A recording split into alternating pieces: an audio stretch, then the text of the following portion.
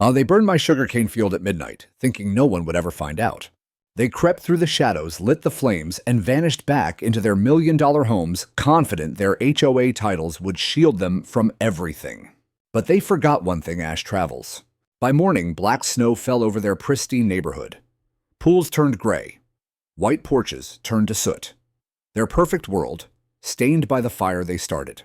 And when the EPA showed up, they panicked. What began as their secret act of sabotage became a public scandal, a legal storm, and the end of their control. I didn't start the fire, but I made sure everyone knew who did.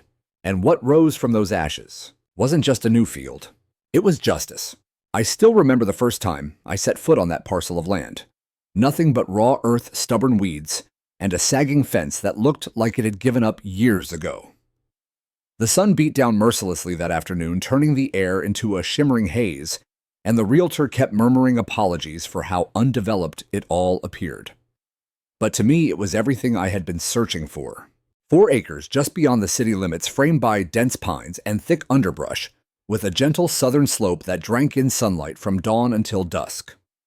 To most people, it was just an overgrown lot, but to a widowed father trying to stitch a new life together for his 2 young daughters, it was sanctuary. It was possibility. My name is Elijah Ward, retired fire marshal, widowed at 42, and stubborn enough to believe a man can still rebuild from ruins. After losing my wife in a house fire we couldn't contain in time, faulty wiring, a negligent landlord, and flames that moved faster than any nightmare should, I needed something to occupy my hands and quiet the ache in my chest. The girls were only 6 and 9 then. We couldn't stay in the rental where the smoke had once poured through the hallways and stolen her from us. So I cashed in every dollar of the insurance settlement and the small pension lump sum and bought that land outright. No mortgage, no bank telling me what I could or couldn't do. Just earth, sky, and the chance to build something honest with my own sweat. That's when I decided on sugarcane. People thought I'd lost my mind. Cane belongs in Louisiana, they said, shaking their heads. You'll never get it to thrive this far north. But they didn't understand the soil the way I did. During my 20 years with the State Arson Division, I'd studied microclimates the way other men study sports statistics. How warm winds curled around certain hills, how moisture pooled in low pockets. Even during dry spells, I'd run the tests, mapped the drainage, timed the frost dates.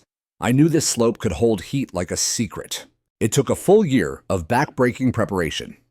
I laid water lines by hand, installed irrigation timers, dug contour trenches to keep the rich soil from washing away in summer storms. Every row I plowed, I spoke quietly to my wife as if she were walking beside me. Every seedling I pressed into the earth, I told the girl stories about her childhood, how she used to sneak pieces of fresh cane at festivals, juice running down her chin while she laughed without restraint. At first, the HOA barely noticed me. My property sat just outside their neatly drawn subdivision borders. The previous owner, an old farmer, had wisely opted out of the covenant decades earlier, and the county record still classified my 4 acres as agricultural zoning. Still, I caught the occasional curious stares. Golf carts slowed as they passed the fence line.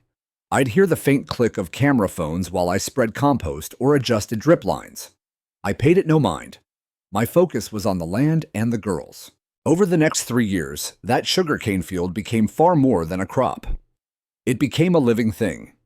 Stalks grew taller than my head, their leaves whispering in the breeze like old friends sharing secrets. The sound soothed me in ways no counselor ever could. And the girls adored it. They'd race through the narrow rows playing hide-and-seek, tying bright ribbons to the stalks like victory flags.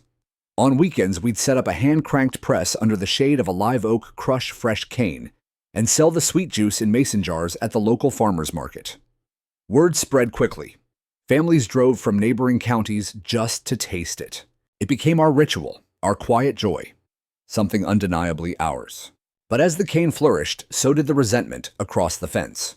The first official contact came in the form of a polite but pointed letter from the Windmere Grove Homeowners Association, even though I was not, and never had been, a member. It was labeled a courtesy notification concerning visual inconsistencies that may affect neighborhood aesthetic harmony. I read it once, chuckled at the bureaucratic language, and dropped it into the kindling box by the wood stove. Then came the personal visits. One humid afternoon, Harold Blanton, HOA president, pressed polo shirt boat shoes, polished to a shine, strolled along my fence line, as though he were inspecting his own domain. "Just a friendly suggestion, Elijah," he said, eyeing the tall green wall of cane with faint disapproval. "Something more ornamental might really boost the curb appeal for everyone." I wiped sweat from my brow and met his gaze evenly. "This is my land, Harold. County-approved agricultural use. I've got the surveys and zoning papers if you'd like to see them." He offered a tight smile that never reached his eyes, nodded once, and walked away without another word. A week later, an anonymous neighbor filed a smoke complaint claiming to smell chemical burn-off drifting from my property. I hadn't burned so much as a leaf pile. Still, the fire department rolled up men in full turnout gear walking my rows while I stood there, in mud-caked boots, heart twisting at the sight. I showed them the healthy stalks, the clean soil, the complete absence of any burn residue. They left with apologies and quiet respect in their eyes, but the message had been delivered all the same. I wasn't welcome.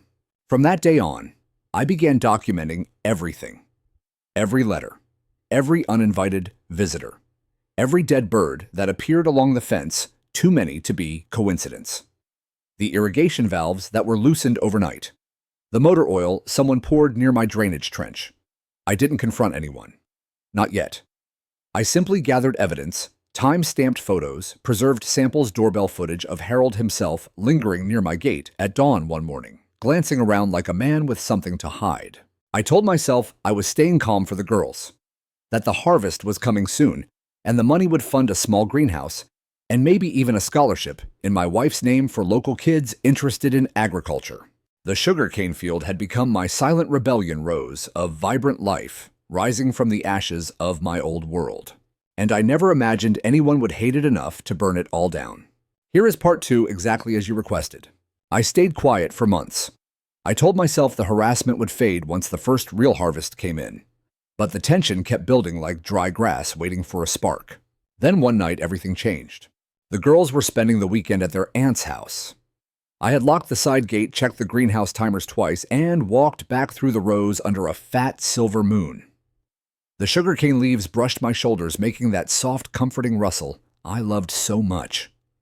For once the world felt peaceful. No distant traffic, no golf carts creeping past, just crickets and the faint, sweet smell of growing cane. I fell asleep around 11. I woke up choking at 12:37 a.m. The smell hit first, thick chemical wrong. Not wood smoke, not brush fire. Accelerant. My body knew it before my mind caught up. I was out the door barefoot in 15 seconds, gravel biting my soles as I sprinted toward the field. What I saw froze me in place. A perfect straight line of flame sliced across the very heart of my sugarcane. Not a spreading wildfire. Not a stray ember. Too clean. Too deliberate. The fire raced along the row like it had been drawn with a ruler-orange tongues, leaping from stalk to stalk faster than anything natural. I ran for the hose. It melted in my hand before I could turn the spigot. My big extinguisher hissed uselessly against the wall of heat. All I could do was stand there and watch 3 years of love and labor turn to glowing embers.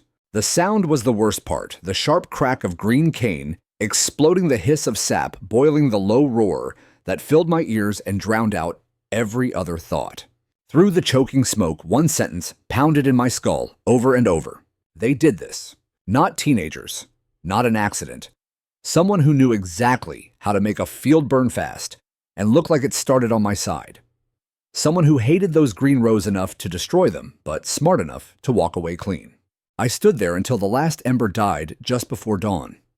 My feet were black. My lungs burned. My heart felt like it had been ripped out and stomped on.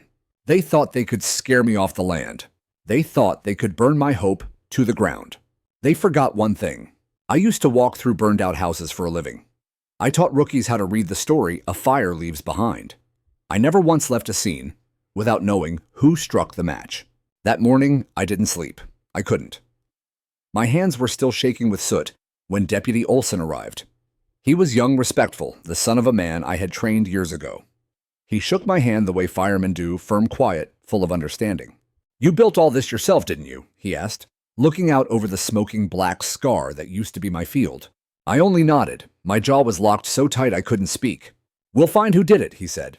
I believed him. but I wasn't going to wait. While his team combed the ignition line for evidence, I pulled every frame from my cameras. The front gate was covered, the south fence too. But the wind that night had pushed the smoke straight west, right into the heart of Windmere Grove. By 9 o'clock, my inbox was exploding. Concerned resident possible toxic release from adjacent property, urgent environmental hazard notification. Half the neighborhood had woken up to a thin layer of dark soot coating their driveways, their white porch furniture, their swimming pools. One woman wrote that her dog was sneezing nonstop. Another said her toddler's swing set looked like it had been dusted with charcoal. Not one of them asked why the field had burned in the first place. Around noon, a manila envelope was taped to my front gate. Inside, another HOA notice of infraction. They accused me of illegal open burning and reckless endangerment of community health. Attached was a satellite screenshot with red circles drawn around the drifting smoke, as if I had personally weaponized the wind. I stared at the paper until my vision blurred. They had lit the match. They had watched it burn. Now they were trying to pin the ashes on me.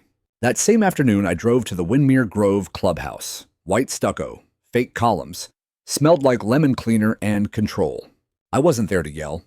I just wanted to look Harold Blanton in the eye. The receptionist stiffened when she saw my soot-streaked shirt. "Do you have an appointment?" "Tell him Elijah Ward is here," I said. "He'll want to see me."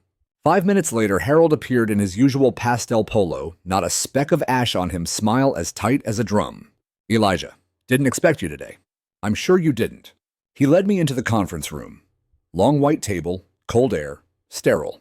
I placed the envelope on the table without a word. Harold didn't even glance at it.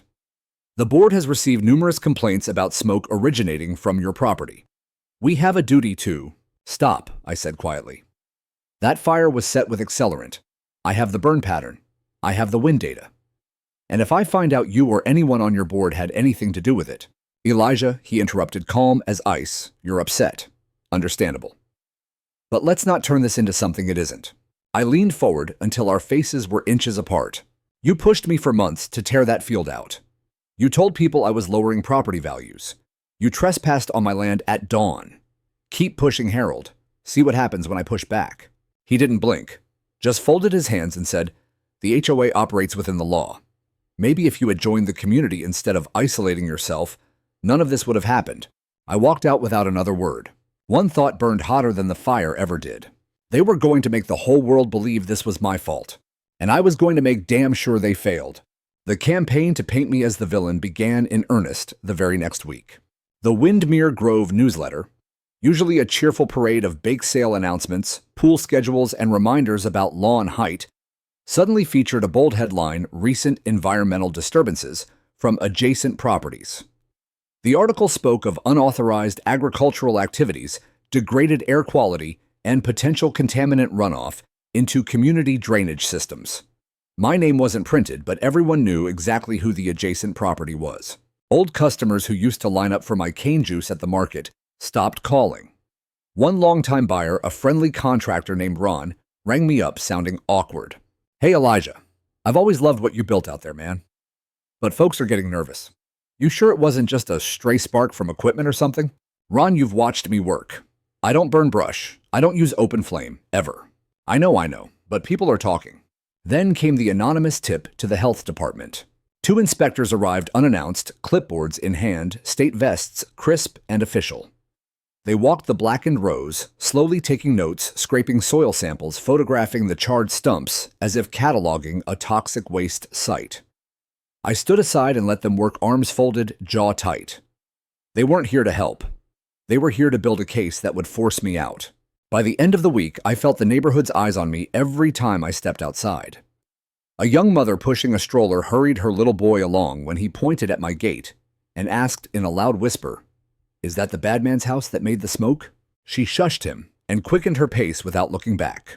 I'd spent years teaching firefighters how to read a burn site with nothing more than a flashlight and instinct. I wasn't about to let this one go unsolved. That night, I sat at the kitchen table under the single glow of a desk lamp, opened my laptop, and created a new folder.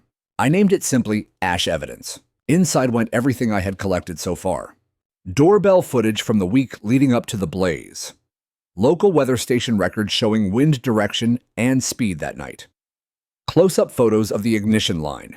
The unnaturally straight path, the low-to-ground flare pattern typical of liquid accelerant. Screenshots from a neighbor's drone showing smoke drifting west into Windermere Grove. Images of the tampered irrigation valves from months earlier. Still frames of Harold Blanton near my gate at 5:47 a.m., 2 weeks before the fire. And the newest addition, a single motion-triggered clip from the camera I'd almost forgotten. The one bolted to the old compost bin at the far northwest corner. I played it frame by frame. At 12:42 a.m., a faint glow appeared. Within seconds, it raced along the ground in a perfect line. Then, for 4 fleeting seconds, a figure slipped back through the brush toward the HOA fence, head low. Dark clothing. Something long and narrow in their right hand, catching moonlight. The unmistakable shape of a handheld torch. I froze, the frame zoomed in, enhanced the contrast. I couldn't make out a face, but the build was lean deliberate. The exit path led straight west, into the gated streets of Windermere Grove. My pulse hammered in my ears. This wasn't vandalism. This was calculated arson. The next morning, I called Deputy Olson.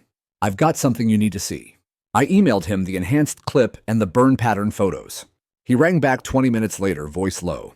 "I'm sending this to the lab for official analysis. But Elijah, you're not wrong. My crew found traces of accelerant residue along the ignition line. Likely butane or propane torch fuel. This wasn't lightning. This wasn't careless. Someone meant to do it." A long silence stretched between us. "Who do you suspect?" he finally asked. I didn't hesitate. Harold Blanton's at the top of a very short list. Olson exhaled slowly. "That's a serious accusation. Board members have lawyers on speed dial. You'll need ironclad proof." "I'm getting it." That was the moment I stopped playing defense. I ordered 3 new 4K cameras, solar-powered motion tracking night vision. 1 for each corner of the 4-acre field, and a 4th aimed directly at the HOA's rear access gate. I replaced every melted hose and installed underground sprinklers I could trigger from my phone. Then I drove to the county clerk's office and spent an entire afternoon pulling public records on Windermere Grove HOA board minutes, contractor invoices, complaint logs. Most of it was mundane, but one entry caught my eye. 2 weeks before the fire, a payment from the HOA's discretionary maintenance fund, labeled Community Cleanup Preparation, made out to a landscaping contractor whose business address matched a white truck I'd seen parked in Harold Blanton's driveway late one night.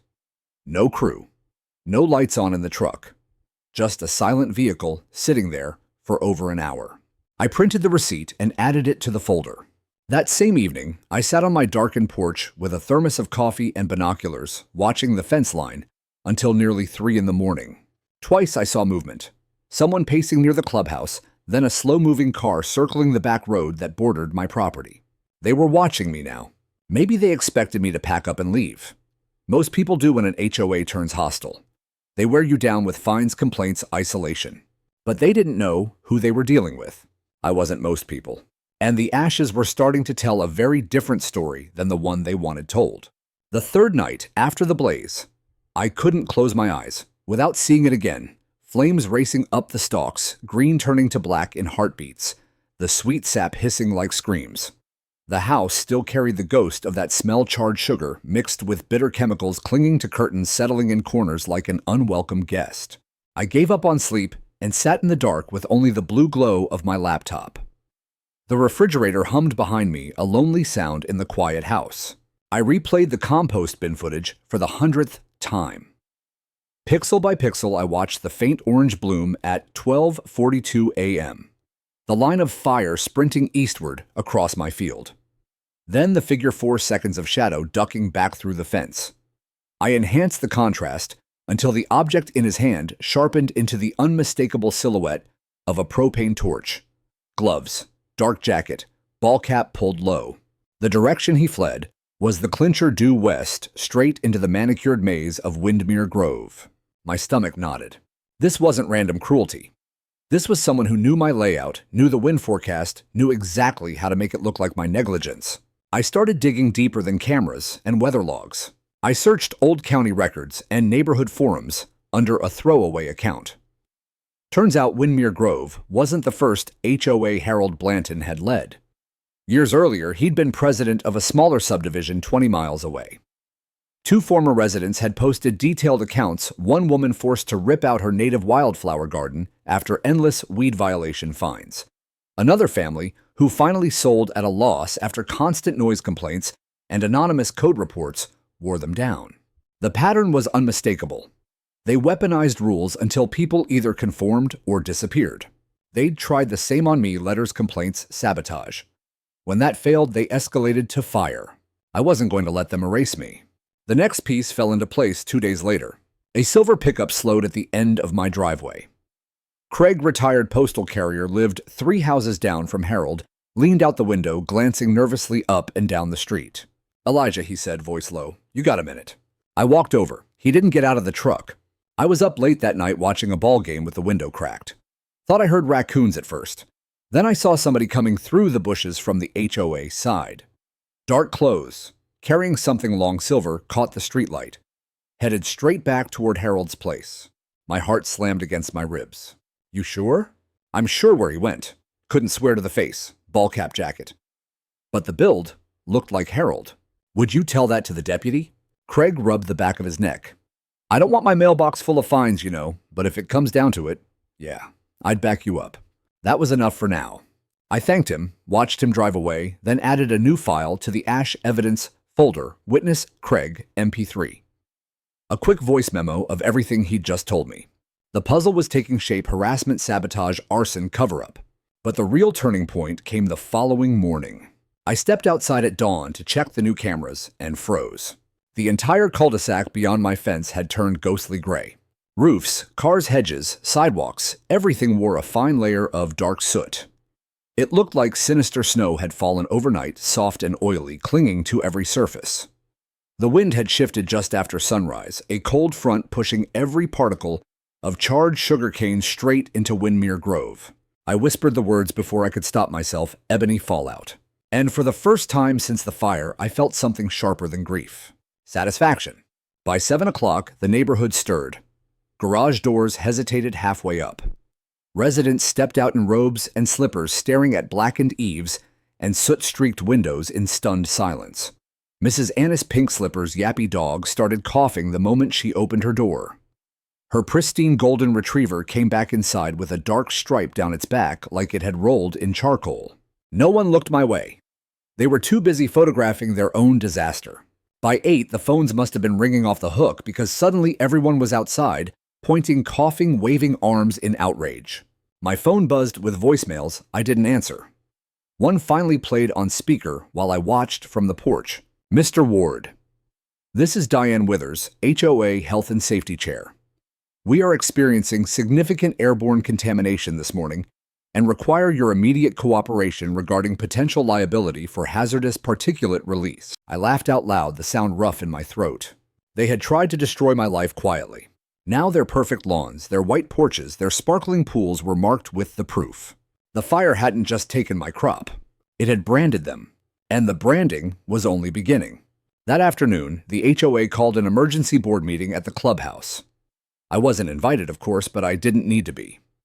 From my porch, I watched the parade luxury SUVs lining up like soldiers' residents, streaming in with tight faces and phones in hand. Harold Blanton stood out front in his usual pressed khakis, arms crossed, barking quiet orders at 2 younger board members. For the first time, his hair was out of place, shirt slightly untucked.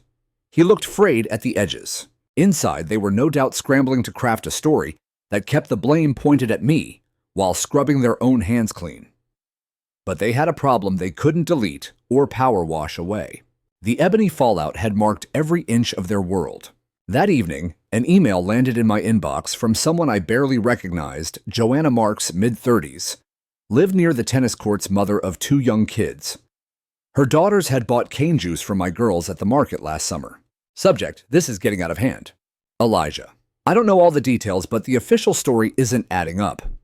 Everyone keeps blaming you, yet my husband and I both saw the same flash of light you posted about. We were up with a sick kid that night. I'm truly sorry for what you've lost. Just wanted you to know not everyone here believes the newsletter. Joanna. It was short, but it landed like cool water on burned skin. Cracks were forming. I hadn't released everything publicly, only one carefully chosen still from the compost camera, the initial glow at the ignition point, and the shadowed figure Retreating through the brush. I posted it anonymously to a local community watchdog forum. Within hours, it spread across neighborhood Facebook groups and text threads. Comments poured in. Anyone else notice a white landscaping truck parked at Harold's house around midnight that week? That torch shape looks pretty clear to me. Why is the HOA so quick to find people but silent about actual arson? The fuse was lit. That night, I drove slowly around the subdivision's perimeter. Streetlights revealed sidewalks tracked with black footprints. Garden gnomes wore gray caps. The decorative fountains had a dark film floating on the surface like oil. Every pristine surface now carried the same stubborn residue. When I passed the Blanton house, I slowed. Harold was out front, under floodlights, power washer roaring in his hands. He attacked his driveway in tight, angry circles, white polo soaked with sweat and speckled with soot. As my headlights swept across him, our eyes locked. He didn't wave, he didn't sneer. He just stared long enough for me to see the first flicker of real fear. He was beginning to understand that this wasn't going away, that he hadn't erased me. He had only made the truth impossible to hide. The next morning brought a thicker envelope than any HOA letter yet. Cream-colored, heavy stock, official government seal. From the Environmental Protection Agency. Addressed formally to Elijah Ward, property owner. Multiple residents in Windmere Grove had filed public health complaints. Respiratory irritation, ash inhalation, unidentified airborne particulates. Given the proximity of a recent agricultural burn, the EPA would conduct a full environmental impact survey of my property and the surrounding area. My first reaction was relief. Let them test everything. I had nothing to conceal. My second reaction was colder. The HOA had finally drawn attention they couldn't buy, bully, or vote away. I watched from my gate as the first unmarked vans arrived 2 days later. Men and women in clean suits, carrying testing kits and air monitors, moving methodically from rooftop to rooftop in Windmere Grove. They scraped samples from gutters, drew water from storm drains, set up portable stations that hummed quietly on manicured lawns. They came to my 4 acres too. I walked them through the charred rows, handed over irrigation logs, wind data, the full timeline. Dr. Herrera, the lead investigator, tall, calm eyes that missed nothing, asked the sharpest questions. Any history of controlled burns here, recent disputes with neighbors, access points along the western fence. I answered everything straight. Then I handed him my own envelope, printed stills, timestamps, infrared overlays of the burn line, even the drone image showing the linear ignition. He flipped through it slowly. You were in fire investigation. 20 years. Arson division. A small nod of respect. Thorough work. I didn't smile. Had to be. The real shift came the following week. Deputy Olson knocked early, hat in hand. Preliminary lab results are back, he said once we were inside. Accelerant residue, commercial torch fuel found in the storm drain closest to the HOA clubhouse. Washed down in a hurry, but not careful enough. I leaned forward, their side. He nodded. Highest particulate concentrations registered right outside their maintenance shed. Higher than anything on your field. The room tilted for a second. They hadn't just set the fire. They'd lit it from inside their own gates, let it creep through the brush, and watched it consume my crop to make it look like mine was the source. Calculated didn't cover it. Malice with a blueprint. Olson rubbed his jaw. We forwarded everything to the DA, but going after an HOA board, they'll lawyer up fast. Claim rogue contractor, lack of knowledge, anything to distance themselves. I didn't need confessions on tape. I just needed the neighborhood to see the evidence with their own eyes. That night, I emailed a carefully curated package to Joanna Marks and 4 other residents who had privately reached out with doubts. Attached was the deputy's summary, the EPA preliminary map, and one new photo, the torch residue hotspot glowing red on the HOA side of the fence. Subject line, you asked for facts. Here they are. By morning, the file had spread further than I ever could have pushed it. And by noon, a local news van was parked at the end of my driveway. The reckoning had begun. The HOA's perfect facade began to fracture the moment Sharon D. Witt, better known to everyone as Karen, decided to confront me in person.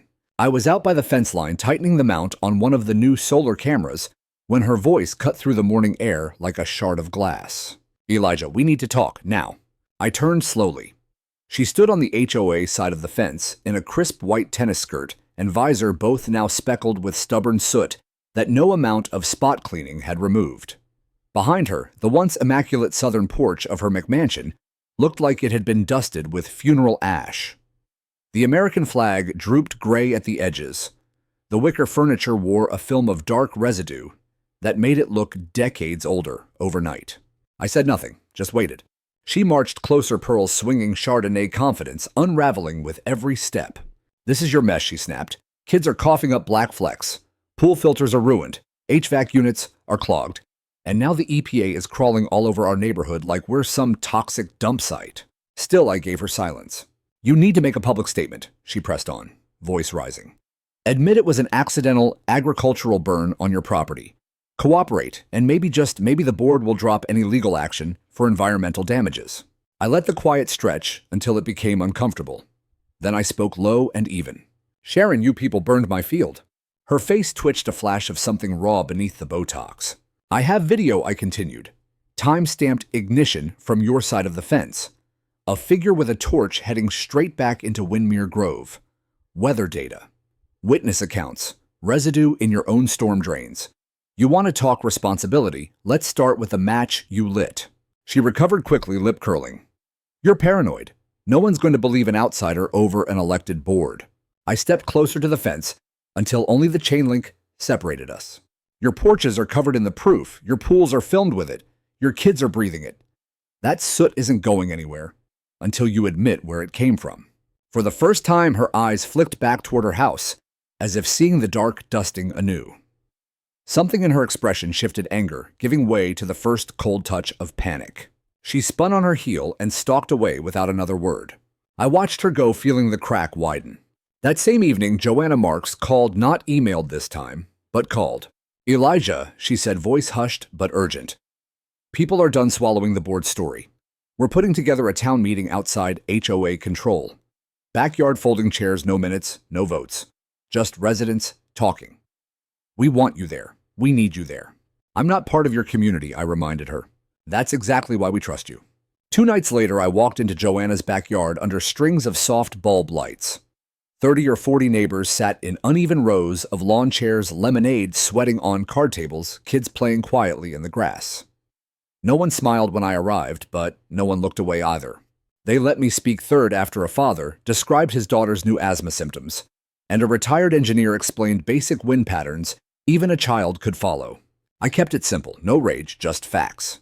I described the harassment timeline, showed printed stills on my phone, passed hand to hand, walked them through the linear ignition, the torch silhouette, the accelerant traces now mapped on HOA infrastructure. I ended with one question that hung in the warm night air. Who stands to gain from erasing a field that never bothered anyone until it refused to disappear? The silence that followed wasn't hostile. It was the sound of scales tipping. The next morning, 5 households filed formal complaints with the City Negligence Environmental Endangerment Misuse of HOA Authority. 2 board members quietly resigned by email. Someone anonymously leaked internal messages from Sharon DeWitt urging proactive removal of fire-prone vegetation dated 4 days before the blaze. And then came the video that broke the internet locally. A neighbor's Ring camera caught Sharon in her driveway the previous afternoon screaming at 2 bewildered landscapers, cursing about black footprints on her white Italian tile, waving her arms like a woman coming apart at the seams.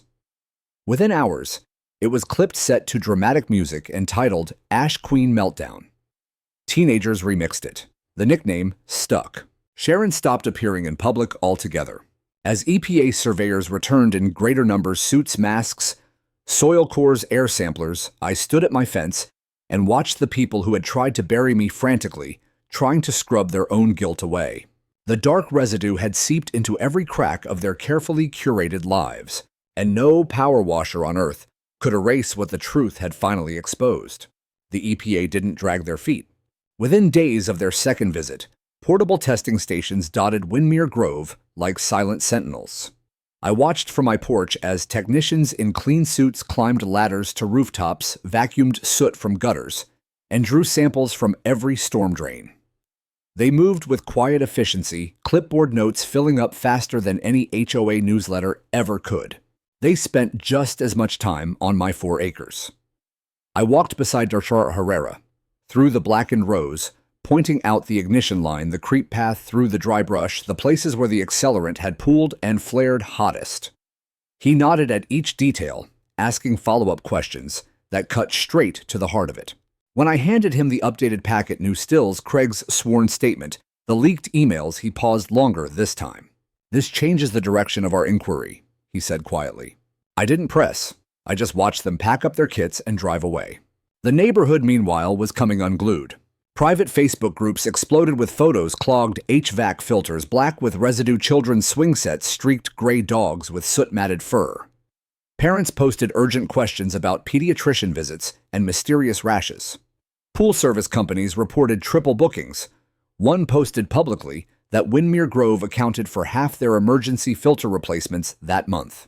And at the center of every thread, the same question repeated. Why is the HOA still blaming Elijah Ward when the evidence is literally on our roofs? Joanna became my quiet conduit to the shifting mood. She texted updates almost daily. 3 more resignations today. They're down to 4 board members. Petition for an independent audit hit 70 signatures. Someone spray-painted "Who lit the match" on the clubhouse sidewalk overnight. Then came the anonymous tip that broke Harold's composure. A former board member, someone who had resigned weeks earlier, forwarded a chain of internal emails directly to the EPA. The thread was short, but devastating. Sharon DeWitt to Harold Blanton and 2 others 6 days before the fire. "We can't force removal legally anymore. The cane is drawing too much undesirable attention. A controlled brush clear isn't illegal if it stays contained and no one claims responsibility. Forecast shows wind shifting west this weekend. Perfect timing." Harold's reply: "Proceed with caution. Use the contractor we discussed. Deniability is key. No further messages, just silence." Joanna forwarded the screenshots to me with a single line. "This ends it." 2 days later, the City Council announced an emergency public hearing to review environmental risk and governance concerns in Windmere Grove. The notice went out to every resident email on file. Attendance was not optional for the board. The night before the hearing, a second local news crew, this one from the bigger regional station, showed up at my gate. The reporter Mallory Grant had fire in her eyes and a list of questions sharper than the last. I took her through the field at sunset. The charred stumps stood like silent witnesses as I pointed out the ignition point, the fence line, the direct line of sight to the HOA maintenance shed. She filmed the new green shoots pushing through the soil, tiny but stubborn, and asked me to speak on camera. I kept it plain. I came here to grow something honest after losing everything to fire once before. They didn't like what I grew because they couldn't control it, so they tried to burn it away. But truth doesn't burn. It just waits for the wind to carry it. The segment aired that evening, 4 minutes long. Drone shots of the soot-streaked subdivision. Interviews with coughing residents. Side-by-side maps my field versus the HOA shed residue hotspots. And the leaked emails read aloud in voiceover. The title card read, "Ashes of Arrogance, HOA Scandal Deepens." Social media lit up overnight. Hashtags like #WindmereAsh and #WhoLitTheMatch trended locally. National homeowner forums picked it up. Even late-night radio call-ins debated when does an HOA become a danger. Harold sent one final mass email to the community that night, long defensive, full of phrases like coordinated misinformation campaign and external agitators. He claimed the emails were fabricated, the residue misplaced, the fire still under investigation. No one believed him anymore. By sunrise the morning of the hearing, Windmere Grove looked shell-shocked. Lawns were still perfect, but curtains stayed drawn. The HOA logo sticker had been scraped off the clubhouse door. Someone had dragged a line of dark soot across the entrance pavement with a broom, thick, deliberate, impossible to miss. I dressed simply, black shirt jeans, the same scarred boots I'd worn the night I ran barefoot into the flames. The municipal chamber downtown was packed beyond capacity. News cameras in the back, residents shoulder to shoulder, EPA representatives in the front row, Deputy Olson beside them. Harold Blanton sat alone in the second row, tie-loosened face pale. Sharon DeWitt was nowhere to be seen. The reckoning had arrived, and this time, the ashes were finally speaking loud enough for everyone to hear. The municipal chamber felt more like a courtroom than a council meeting that morning. Rows of folding chairs had been added to accommodate the overflow crowd. News cameras lined the back wall, red lights blinking. The air hummed with low murmurs and the occasional cough reminders that the soot still lingered in lungs and on consciences alike. I took my seat near the aisle boots still carrying faint traces of field dirt. Joanna gave me a small, steady nod from 2 rows ahead. Her husband squeezed her hand. Chairwoman Maribel Flores gavelled the session to order with a sharp crack that silenced the room. Dr. Herrera spoke first, reading from the final EPA report in a measured clinical tone that somehow made the findings even more devastating. Chemical residues, consistent with commercial ignition agents, detected primarily along the perimeter of the HOA maintenance shed and downstream storm drains. Particulate mapping confirms primary dispersion originating from the western fence line migrating eastward into the agricultural field before reversing westward into residential zones. Multiple residents reported exposure durations of 6 to 10 hours. Evidence does not support accidental or natural causation. Deliberate, unauthorized ignition cannot be ruled out. He closed the folder. The chamber stayed deathly quiet. Then they called my name. I walked to the podium without notes. My voice came out steady, though my hands gripped the edges harder than I expected. My name is Elijah Ward. I own the 4 acres directly east of Windmere Grove. I'm not a member of your HOA, never have been, never wanted to be. 4 years ago, I planted sugarcane on legally zoned agricultural land to give my daughters and myself something to hold on to after fire took their mother from us. I paused. No one shifted. No one coughed. From the beginning, the board made it clear my field didn't fit their vision. Letters, complaints, sabotage. And when none of that forced me out, someone crossed my fence at midnight with a torch and burned 3 years of work to the ground. I turned slightly, meeting Harold Blanton's eyes in the second row. He looked smaller than I remembered, shoulders hunched, tie askew. The evidence shows the fire started on HOA property and was directed onto mine to make it look like my fault. They wanted the field gone quietly. Instead, the wind carried the truth straight into their driveways, their pools, their homes. I placed the thick packet on the clerk's table, copies of footage, timelines, leaked emails, Craig's affidavit, EPA maps. I'm not here for revenge, I said. I'm here because no one should lose what they've built just because it doesn't match someone else's lawn. I stepped down. The room stayed silent a moment longer, then a soft ripple of applause started in the back and spread until half the residents were clapping. Harold was called next. He rose slowly, walked to the podium like a man carrying extra weight. His voice started strong but cracked by the 3rd sentence. There is no conclusive proof that any member of the board authorized or participated in illegal activity. Discussions about fire risk reduction were hypothetical. Brush clearing is common maintenance. Chairwoman Flores interrupted. Mr. Blanton, did you receive an email from Vice President DeWitt suggesting a controlled brush clear timed with wind patterns? Harold swallowed. I may have seen such a message. And did you reply approving the use of a contractor? It was ambiguous. I never directed. So you're placing full responsibility on Ms. DeWitt, who is not present today. I'm saying this has been exaggerated by misinformation and Sir Flores cut in again, voice like steel. Your community has been breathing ash for weeks. Your own infrastructure shows the highest contamination levels. The evidence speaks louder than any newsletter. Harold's mouth opened-closed. He had nothing left. The council deliberated only briefly. Chairwoman Flores announced the decisions clearly, one by one. 1. Windmere Grove. HOA would be placed under independent administrative review, effective immediately. 2. All fines, violations, and enforcement actions issued in the past year would be frozen pending full legal audit. 3. A professional environmental remediation team would commence immediate cleanup funded entirely by HOA reserves and special assessments. The last point landed like a hammer. Cleanup costs would run into hundreds of thousands. With most of the board already gone, and the rest under scrutiny, the financial burden would fall directly on residents. The chamber erupted, some in outrage, most in exhausted relief. Harold sat back down without looking at anyone. As people filed out, several stopped to shake my hand or touch my shoulder. Quiet thank yous, apologies, I hadn't expected. One older man I didn't recognize said simply, You stood your ground for all of us. Outside in the bright sunlight, reporters swarmed, but I kept my answers short. I wasn't here for headlines. I was here for restoration. That weekend, I left the gate open and set out folding chairs in the field. No announcement, no invitations, just sweet tea on ice, and an open invitation to anyone who wanted to see what regrowth looked like. People came. Some brought shovels and gloves. Others brought casseroles. Joanna arrived with her kids and a flat of new cane starters. Craig showed up with a six-pack and a quiet grin.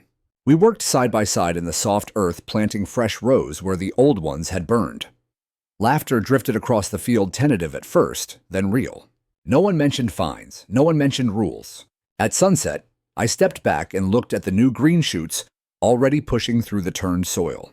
The charred ground was healing, and so were we. The lawsuits arrived sooner than anyone expected.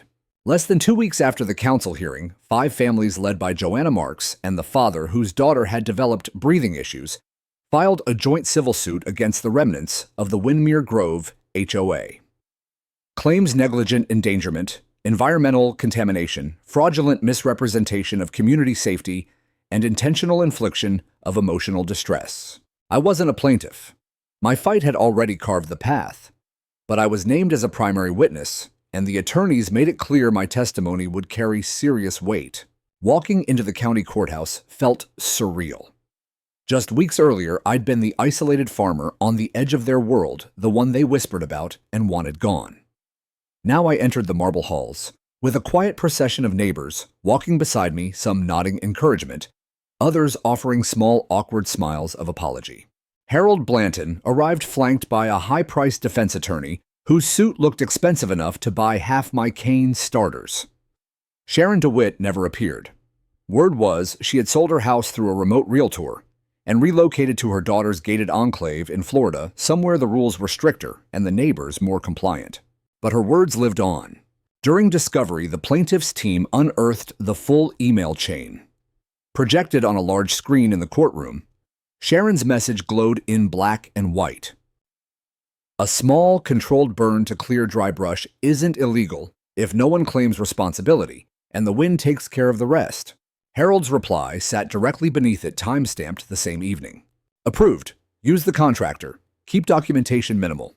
The courtroom was silent enough to hear the hum of the projector fan. Dr. Herrera testified next, walking the jury through particulate maps and chemical signatures with calm precision. He ended with a simple slide, side-by-side residue samples, one from my burned field, one from the HOA maintenance shed drain. The molecular matches were identical. I watched jurors lean forward, expressions hardening. Then it was my turn. I took the stand, swore the oath, and sat beneath the bright lights. The plaintiff's attorney was gentle but thorough. Mr. Ward, describe for the jury what you experienced the night of the fire. I didn't talk about the flames first. I talked about the silence afterward. The worst moment wasn't watching the stalks burn, I said, voice steady. It was standing in the ashes at dawn, realizing someone who had smiled at me across a fence could destroy years of my life and expect to sleep soundly that night. That kind of unchecked power is more dangerous than any torch. I kept my eyes on the jury, not on Harold, but I felt him watching me. When I stepped down, the air felt different, thicker charged. The defense tried to poke holes, accidental contractor overreach, lack of direct evidence, tying Harold personally to the torch, plausible deniability. But every objection felt weaker than the last. The jury deliberated only 6 hours. They returned unanimous liability, confirmed on all counts. Damages awarded $1.8 million plus full remediation costs and legal fees. It wasn't life-changing money for any single family, but it was enough to dissolve the old HOA structure completely. The court placed Windermere Grove under receivership, a neutral management firm stripped of enforcement teeth. Mandatory dues were suspended until further review. Cleanup crews worked overtime funded by what remained of the reserves. The front page headline the next morning read, "Burned by their own fire, HOA held liable in ash scandal." The photo showed me beside the fresh rows of cane late summer sun, slanting low green shoots already knee-high. Caption: Elijah Ward stood his ground and let the truth rise from the ashes. I didn't feel triumph exactly. I felt the long, slow exhale of release. The days that followed were quiet ones. No more interviews. No victory laps. Just early mornings in the field, hands in the dirt, the sweet scent of growing cane returning stronger than before. My daughters came home for a long weekend. They hadn't seen the field since the night everything burned. I'd kept them away until something beautiful grew again. Their eyes went wide as we walked the rows. It's even taller than before, my youngest whispered, running her fingers along a leaf. I knelt beside her.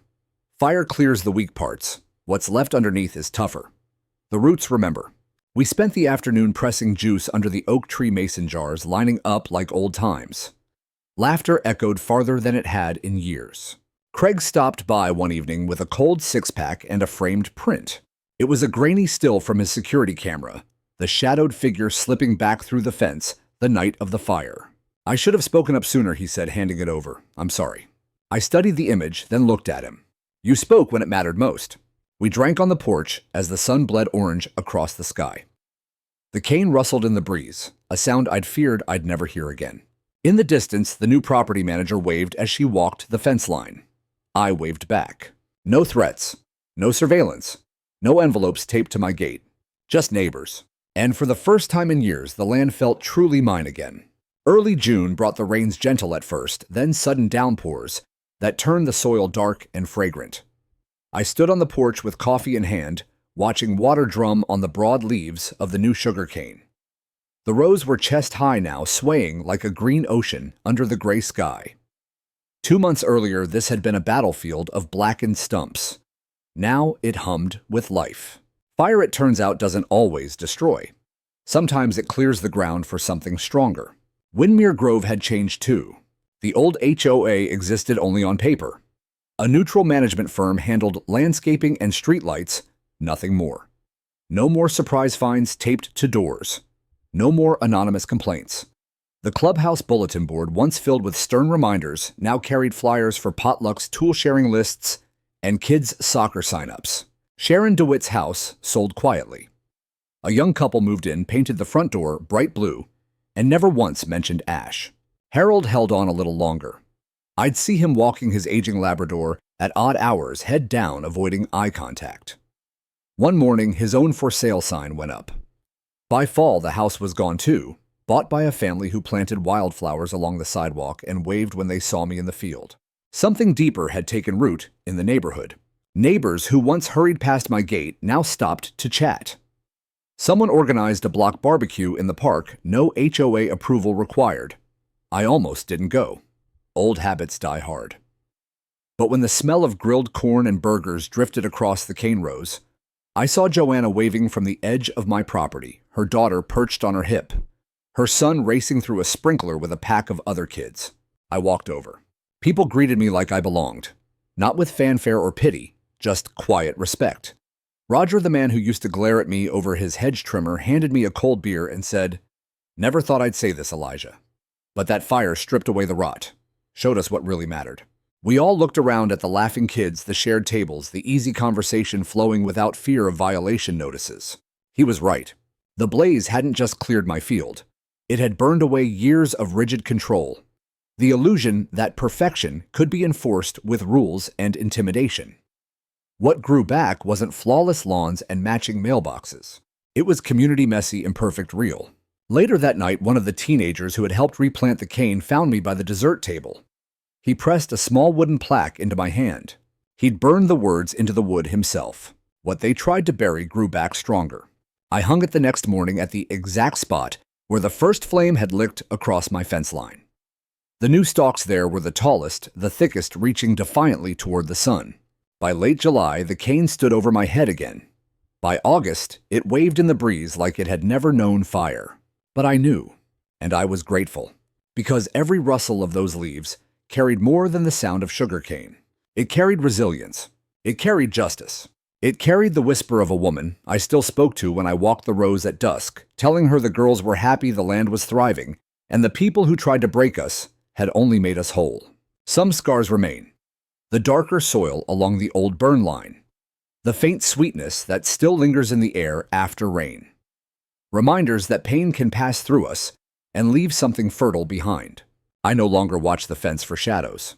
I watch the horizon for storms that water the crop, for sunsets that paint the stalks gold for my daughters, running between the rows with ribbons in their hair. This is home. Not the perfect kind you buy with covenants and conformity. The real kind, built from ashes, rooted deep, growing wild and free.